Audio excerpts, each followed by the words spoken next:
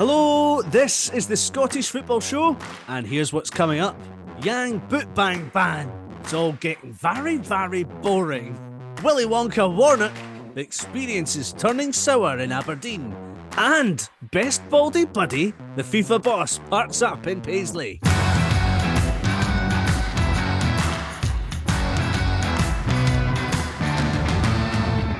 Well, a little later than planned, but we're back with the latest news and views, so let us be your muse through the magical world of Scottish football. I am Andrew Slaven.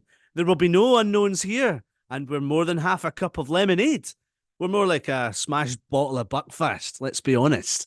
Joining me in our mystery tour is a man made from girders, better than a bag of cans, Melbourne City's creative director, Findlay Marks. All right, pal. How you doing? I'm doing very well. I hope you realise the intro is kind of leading us into our next talking point.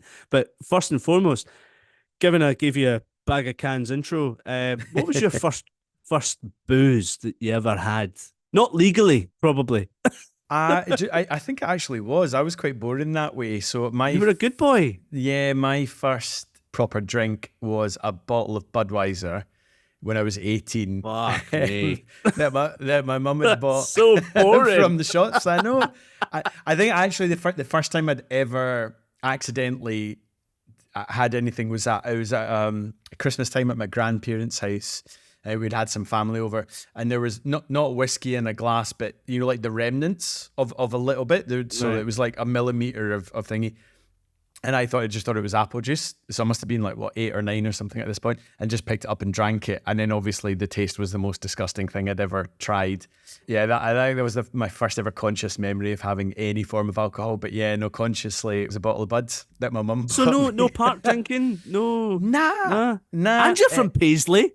I know, and I grew up in places like Greenock and Wemyss and stuff like that, and there were some scally drinking spots there, but no, I was never part of that. Never part of so, the young team. No. What about you? Was yours a bottle of hooch round the back of the swings when you were 12, or what happened down I don't think Dumfries hooch Street? I don't think hooch was going when. No, I was like 16, and my brother was 5 years older than me. So So you go. when I was 16, mum and dad went on holiday. So basically, my brother's pub turned up in their droves, and we had massive parties. It was pretty wild. Che Guevara flags hanging out the windy, and our neighbours, God rest their souls, like they just put up with it. Police never came round or nothing. Unbelievable. But the first actual drink was a 3-litre bottle of White Lightning. And did you drink all 3 litres? Aye, because at the time I was like, this is easy. This is like juice, because it was like apple juice, and I didn't actually like apple juice. So I drank it really quickly, and that was a very big mistake. There's a massive hill in Dumfries called the Craigs Road, and I was rolling down that road, just rolling. Did the 3 litres make a cameo reappearance at a later point that night as well? All over me, and everyone else probably. That was horrible, absolutely horrible. Right, let's enjoy our magical mystery tour, Finn. Here we go.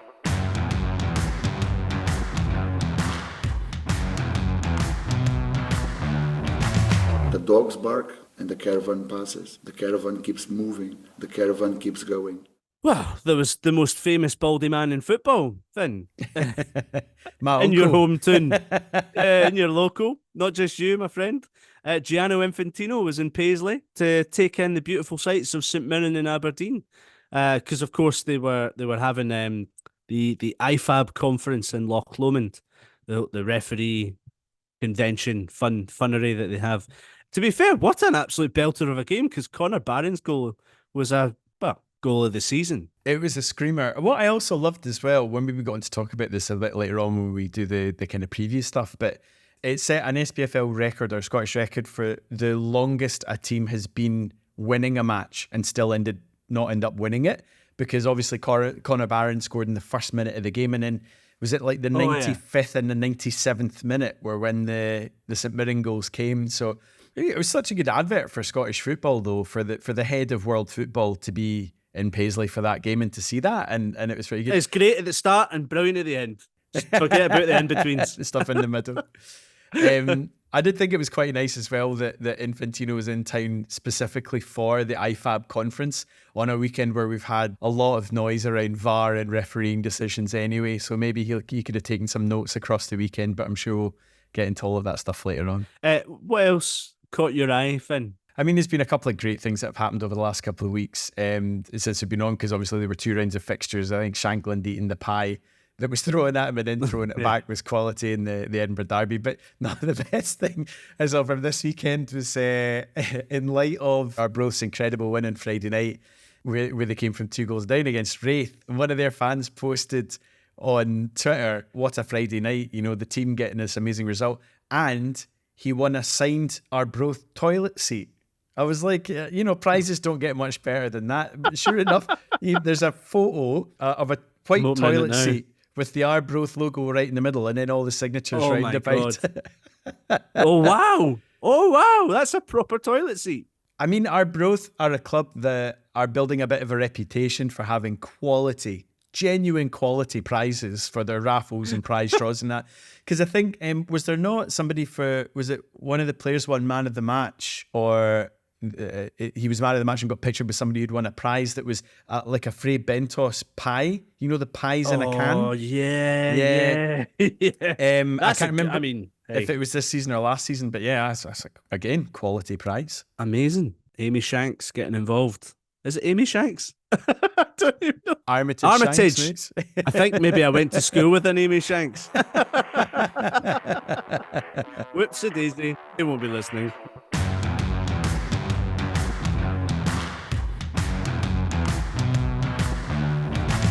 You think I'm going to answer a stupid question like that? Right, some news. Not a lot of news, because we're going to rattle through a lot of things in this podcast. But we'll talk about some ex-players that played for Rangers and Celtic. Graham Souness and Neil Lennon have been floating the idea of using ex-players alongside VAR referees or VAR officials to help with their decision-making, Findlay. Now, I know this is a very, very boring subject for you. For everyone. And I'm ashamed of myself for using that.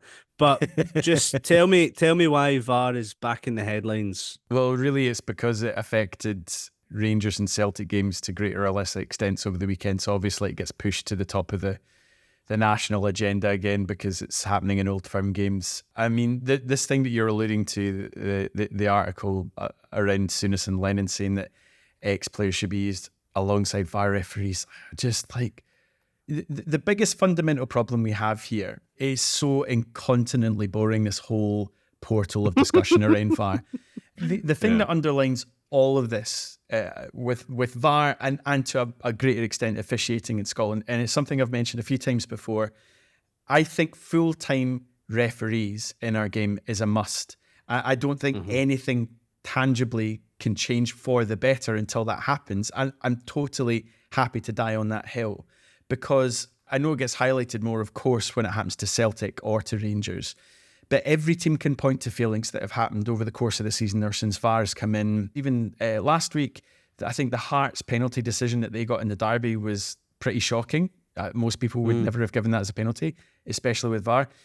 And that went in Hearts' favour, but then there's other one that went against Hearts earlier in the season with, was Alan Forrest got a red card for simulation, in inverted commas, because the referee thought he dived against Ross County, and he's not, he got tripped. And then it got later rescinded. So every single club can point to things that have happened with this. I think, as well, ultimately, all that fans and managers of every single club on the planet want from officials is to get decisions their own way.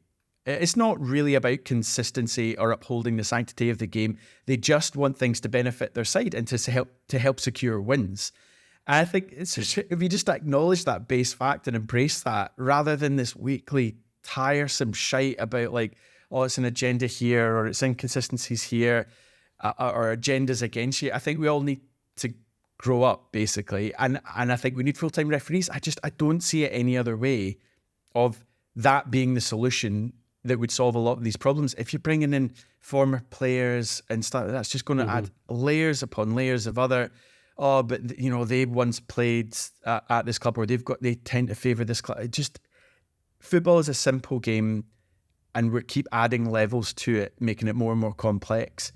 And I think you just need to strip that back. If we had full-time referees, they have the chance to get better at their job, make decisions better, and use the tools at their disposal better. I think that is the underlying thing to all of this. So the big kind of flashing alarm bells were after Brendan Rodgers' comments in his post-match interview, which a lot of Celtic fans were quite happy to hear their manager flag, let's be honest, really bad decisions, in my opinion, in the game against Hearts, which they lost. But the fact that he clearly referenced the VAR official in that day, Beaton, wasn't it? Yeah, John Beaton. So that looks like he's now been charged. Rodgers has been charged, and there'll be a hearing on Rodgers and whether or not he breached Article 72, which apparently every coach, you can't criticise a referee, basically. You can't criticise referees, which I think is a bit stupid. I think there should be some leeway there, to be fair, because you can get it wrong. Managers get it all the time, players get it all the time. They receive criticism all the time. Referees should just grow a pair of balls and accept a bit. However, you can't call on bias. That is fair enough. On that, I think you're absolutely right. There has to be some sort of forum or medium for managers, players, clubs to express discontent at decisions that go against them. There has to be a vehicle for that to happen. But I agree with you. I think Rodgers is a bit snide there. He knows exactly what he's doing, expressly with the history that official, John Beaton, has, or the notoriety he has within the Celtic support or the Rangers support because of what's happened previously in games involving those clubs. He knows exactly what he's doing with that. And it's not really on. But again, I'll go back to that thing of like, all clubs do this. It's not just Rodgers. It's quite an easy and common deflection tactic, especially in the wake of a defeat. The St Johnstone Rangers game from a few weekends ago, Craig Levein did the exact same thing in a game where his team did not bother the Rangers defence at all. They've lost very comfortably at home. I don't think they even registered a shot on target. Yet still, the easiest thing for him to do, rather than talk about the failings of his own team or his own tactics, is to blame VAR. Not blame Rangers or Celtic, but blame VAR, blame the referee, blame decisions. It's a really easy way of deflecting, pointing to something else that kind of takes the focus away. And it's clever, of course you would do it. It's a tool at your disposal. Takes the focus away from the failings or the performance of your own team and puts that pressure somewhere else. Well, dangerously for Celtic and for Rodgers is the fact that they could be without Rodgers in the dugout if he's found against in this hearing. So he could be in the stand against Livingston and more importantly, the game against Rangers, which is coming up.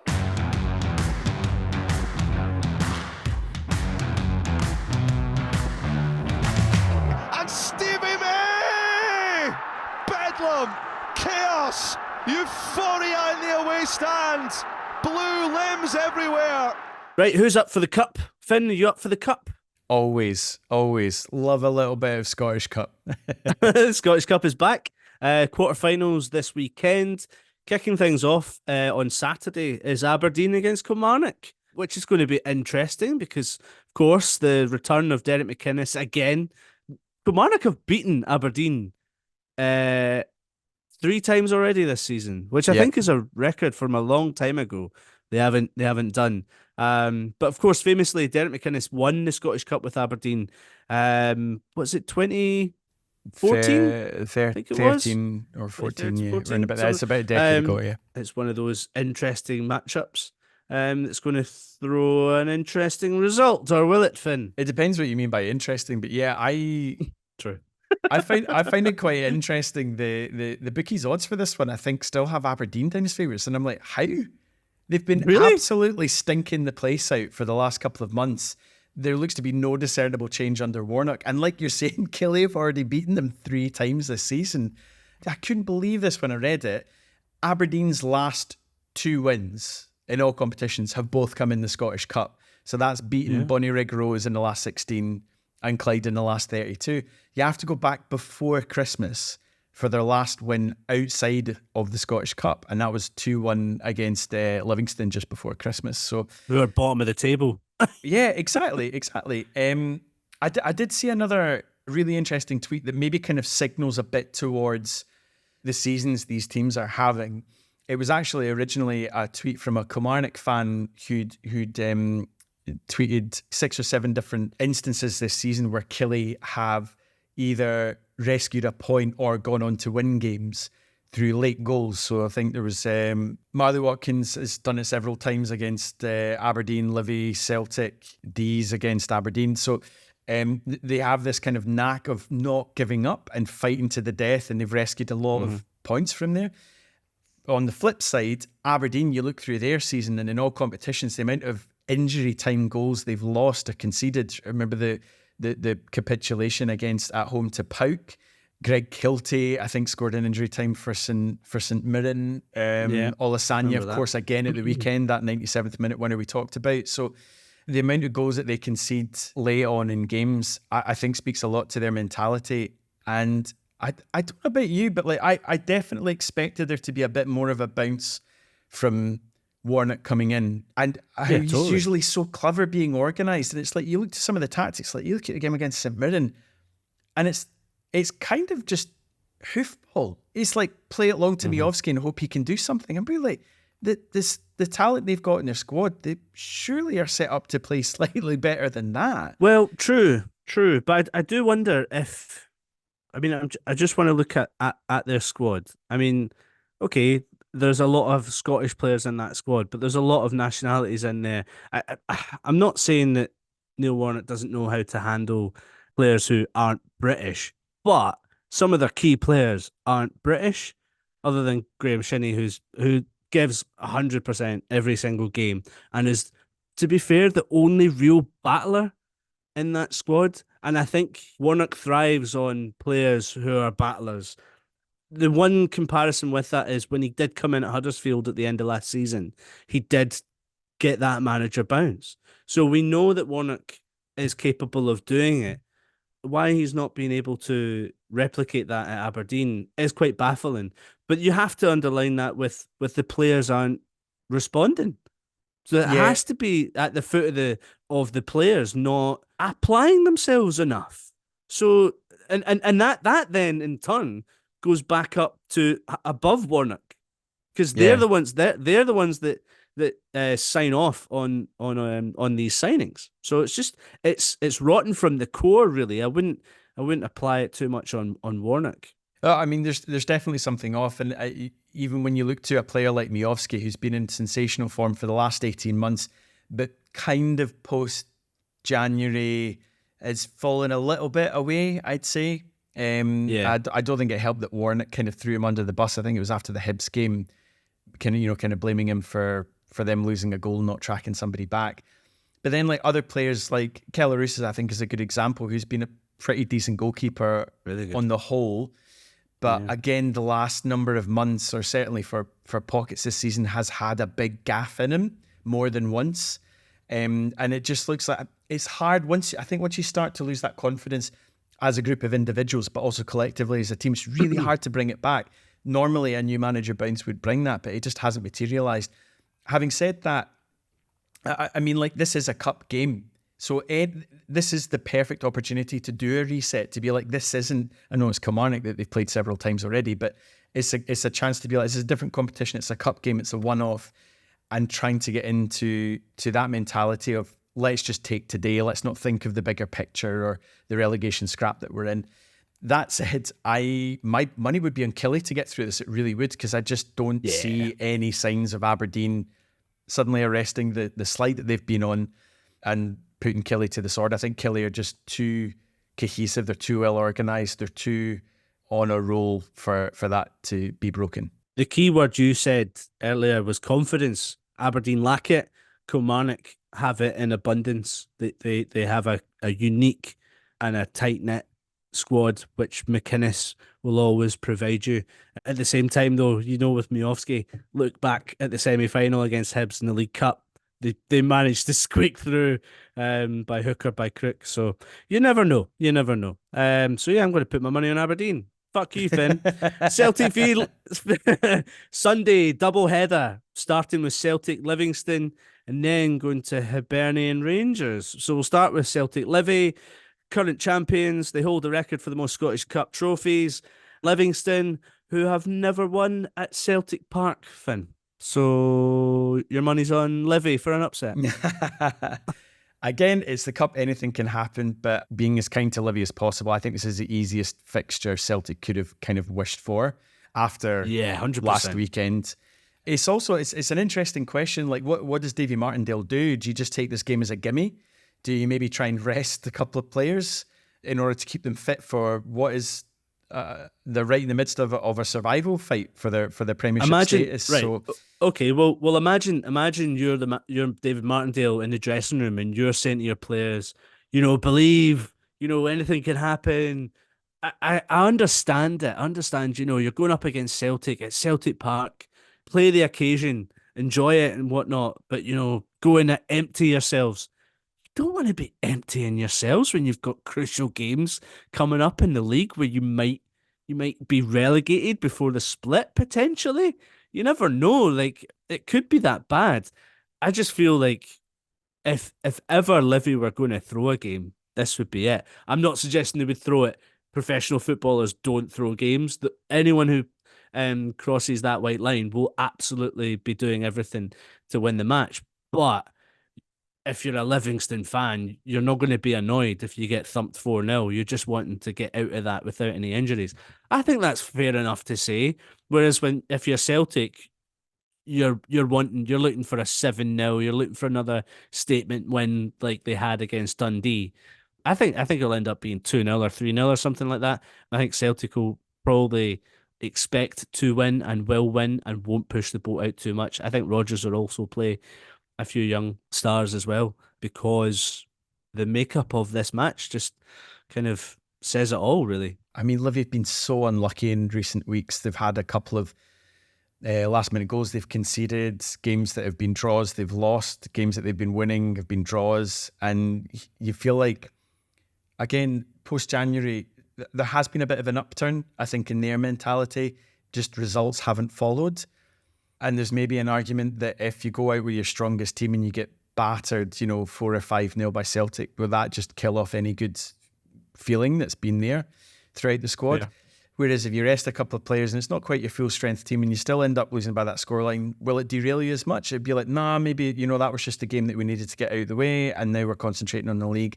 As you're saying, it's a difficult one because professionally you will take your best into every game. But at the same time, the focus for Livi shouldn't be a cup run, it should be survival in the Premiership. So yeah, I think that's maybe where the priorities lie in that one. I would expect a comfortable Celtic victory either way. Yeah. And then later on in the day, Hibs, who are unbeaten in 4 matches now, they host Rangers, who lost at the weekend. And obviously, Finn, Rangers will be going into this game after a fantastic result in Lisbon. A draw is a great result for Rangers to come away from Portugal with. It's so important to keep the tie alive when you come out of these games. Benfica really are a Champions League team, and I know they've not been on great run recently. They got pumped 5-0 by Porto in the match before this.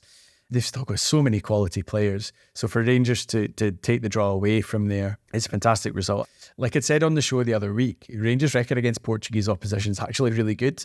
And I know they've had certainly the blip at home to Motherwell, and they were really poor against Kilmarnock. But other than that, you feel like there's been a real momentum behind Rangers for the last number of months under Clement. And we look at the result that they got away in Betis earlier this season. That was a club that barely lost at home in any competition for a number of months. So that was an incredible result. Rangers are capable of these results.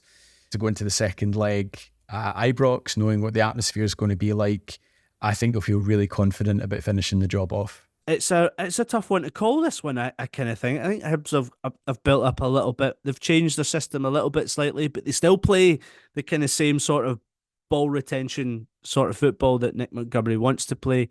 This certainly could be an interesting result, Finn. What's your thoughts? I think it'll be a far closer affair. Hibs are unbeaten in 4. Rangers obviously lost last weekend to Motherwell, which was a real shock, but they played poorly, really poorly in that game, and they played poorly in the game that they somehow won against Kilmarnock as well in the midweek before. Hibs have beaten Rangers the last 2 times they've met in cup competitions, so that would be the semi-final of the League Cup, I think, in 21, which was days after Gerrard left the club, and then obviously, who can forget the Scottish Cup final 2016? But at Easter Road, obviously, that's Hampden Hibs. Easter Road Hibs against Rangers is a slightly different things. Hibs haven't beaten Rangers at Easter Road since both sides were in the Championship. So what's that, like a long eight time. years now? 7 or 8 years. So it's difficult to call it. If Rangers turn up, there shouldn't be any question of who goes on to win the game. But if Rangers of the Motherwell and the Kilmarnock games turns up and Hibs are on it that day, I think there's every reason to think that Hibs could take this one potentially. I think this would probably be the closest tie of the round. I hope Rangers turn up because I'm working on the game. I'll be doing match replays. I don't want to get... I mean, if the game doesn't happen, I still get paid. That's great. But yeah, I hope they turn up. That'd be really good. I'm looking forward to that game. Monday, we've got definitely the most exciting match of the weekend. Green at Morton under Dougie Emery. A massive cup run. Love it when this happens. But they come up against Premiership Hearts. No easy feat after their big win against Celtic last weekend. But you never know. Morton knocked out Motherwell in the last round as well.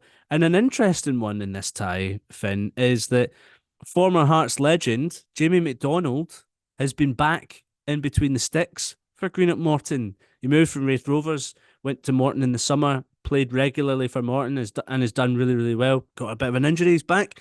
Whether or not he plays, we don't know, but it'd be really nice to see him play. I think he turns 38, and given he's won the Scottish Cup for Hearts, a nice little story this. Yeah, it's cool, and I really rate Jamie McDonald. I always thought he was a decent goalkeeper. I don't think he ever got a Scotland cap. He was in the under-21s, but he was good for Hearts. He was good for Killie. I think he was at Killie for about five years. And the last couple of years, yeah, he was at Starks Park, and of the you know, if you used to tune in to watch like the Alba games or whatever, or if there were cup games featuring Wraith, you could still see that he had it, the way that he would like organise a defence. And some of the saves he would still pull off, you know, at like 35, 36 years old.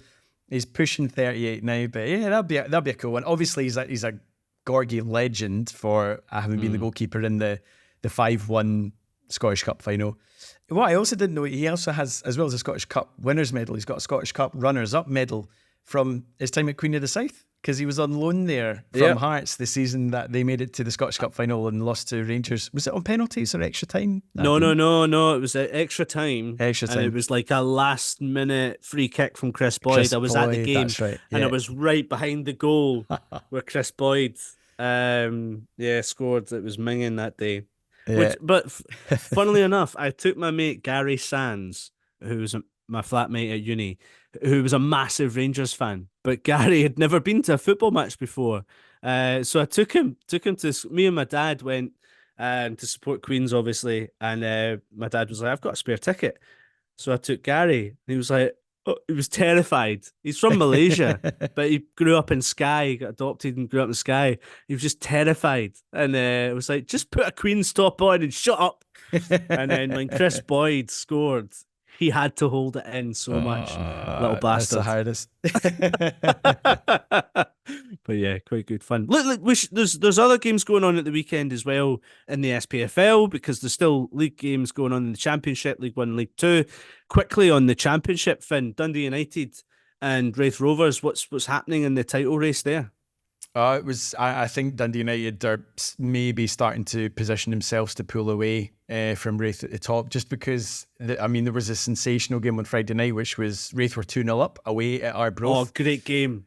I was an amazing game, and it happens over breakfast time here in Australia, so I was like, the score is like pinging up on my phone, and I was like, 2-0 Raith, yeah, that looks like they're, going to push back in front at the top of the table. And then you see the goals start pinging in. You're like, oh, right, it went back for Arbroath. That's interesting. Oh, right, 2-2. Wow, what's this got? And then their winner comes in for the Red Lichties. And you're like, God, that is some result for them. We've seen Wraith have a couple of these games where they've stuttered in a couple of matches, again, post-Christmas, because their form was so good up until then. And Dundee United at times as well, their form hasn't been electric, certainly not like it was at the start of the season.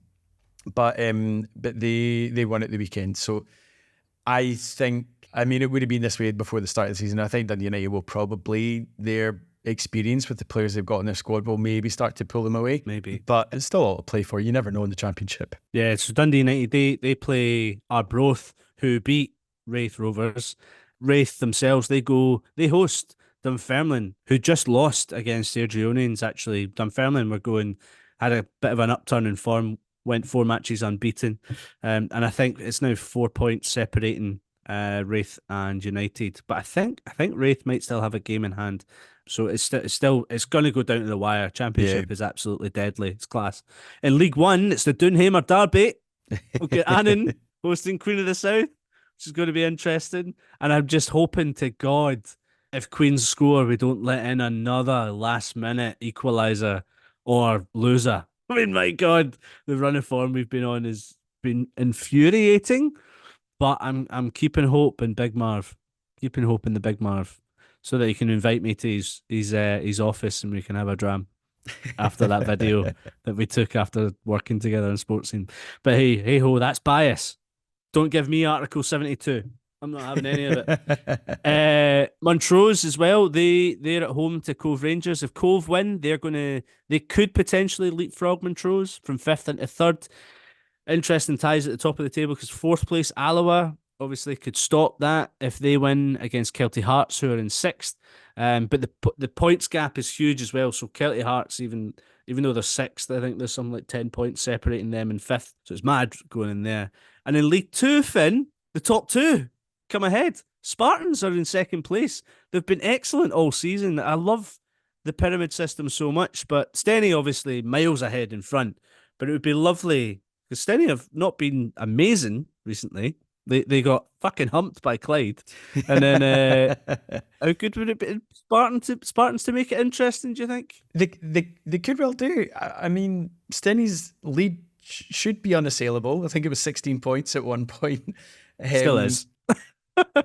I mean, it would take a gargantuan collapse for there to be a title race where there really shouldn't be one. I mean, Steny have been so far out in front for so much of the season. Even if they lose a couple of matches, they'll still have a massive lead. But, Spartans have been excellent, like for their debut season. But we've seen this a lot, like these teams that come up, Cove and Celtic Hearts, they're ambitious, dynamic teams. And I think other teams, they don't really know how to play against them. And sometimes by the time they figured out how to do it, it's too late. They're already getting promoted up into League One. So, yeah, Spartans have been a breath of fresh air. And obviously we focus on their young team, the young team of ultras that have been so brilliant to the atmosphere there. And yeah, they've just been wonderful in League Two. The other one to look out for me, just coming off the back of obviously one of Steny's results in the last couple of weeks, was they got absolutely pumped by Clyde, as you mentioned. Clyde then followed that up with another victory at the weekend, and they've got Forfar away this weekend. What looked like a really precarious position, they're starting to turn. They had a lot of draws. And again, they were in winning positions till late in games and lost a lot of games. They look like they're maybe starting to turn the screw. Ian McCall's finally getting them to turn defeats into draws and draws into wins. And if they can do that, it will be really interesting at the foot of the table as well, coming into the final couple of games of the season. Well, yeah, it's 5 points separating them and Elgin, who they'd just beaten 2-1. Looking at Clyde's running, they've got Forfar, Bonnyrigg, Spartans, Peterhead, Stranraer and Dumbarton. Oh, fucking hell. That's not very nice, actually, for them. But they play Elgin City on the last day of the season, so maybe if it is really tight, that could be a really exciting finish at the bottom end of League Two. But then it's that thing of like looking at the Steny result, like nobody would have had them down to beat Steny full stop, but to do it by the margin that they did after going a goal behind as well, that takes mentality, that takes bottle. So they've shown that they've got that. And then by following it up by beating Elgin as well, there is still a very real chance at survival for them. So it'll be great to follow. I'm going to get someone from Stenhousemuir on the podcast and we'll talk about their season, but I will ask them about that 6-1 thumping. Because how does that happen? How does that just like come out of thin air? Like those kind of results. Bizarre. But hey ho. You get these things that happen every now and again in football, and this is why we love the game. brilliant. Another episode closer to the Euros, Finn. Oh, I can't wait. Germany's going to be blissful. But bloody hell, Finn. Football, bloody hell. Right, thanks for joining me, pal. It's been a good laugh. Shorter than usual, but here we go. Maybe Laura will join us next time rather than doing our real job. If you are still listening to this, there must be better things to do. So go and listen to something else. Goodbye.